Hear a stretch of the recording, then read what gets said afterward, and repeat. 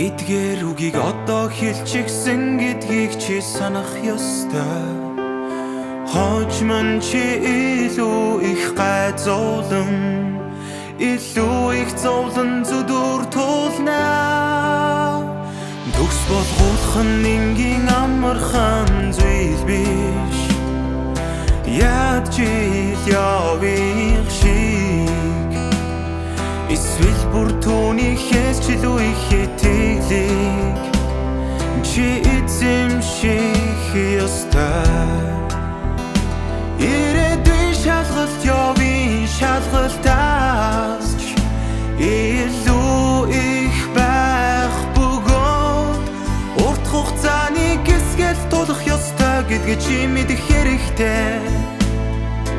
Энэнгийн зүйл гэж үзэгдлийг одоо баримталж чадахгүй бол чамд ямар зүр байхгүй бөгөөд ирээдүйд чи хүсэл хаягдан.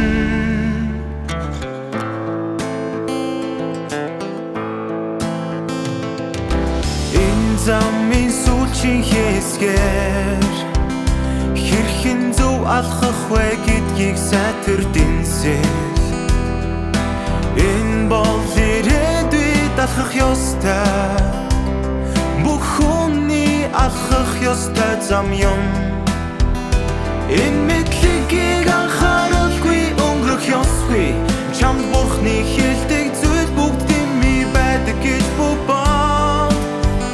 Энэ бүхнийг сайтар ашиглах өдөр чамд ирнэ.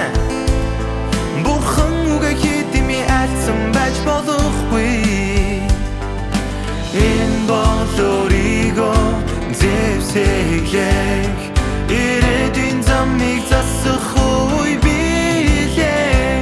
Чи ирээдүйд алхах замаа бэлдэх ёстой.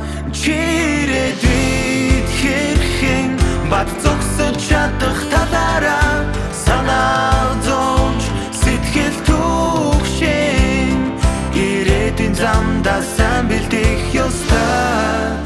Ховдог залхуу бүү бай. Цаг хугацаагаа хамгийн сайн ашиглахын тулд чадах бүх зүйлээ бүгдийг нь хийх ёстой. Ингэснээр чи хэрэгтэй бүхнээ олж авна. Чамайг олгосоо гэсэндээ Бурхан бүхнийг чамд өгч байна. Илүү их гайзуулан туснаа бүх хүн дотроо жинхэнэ ойлголтод хүрнэ. Эдгээр нь ажлыг алах мод юм. Чи өнөөдөр нөхөрсөн үзэгдлийг бүрэн ойлгож жинхэнэ биеийн хэмжээтэй болгоцоо ирээдүйд ямарч зовлон тулсан ялагдахгүй бат зогсож чаднаа.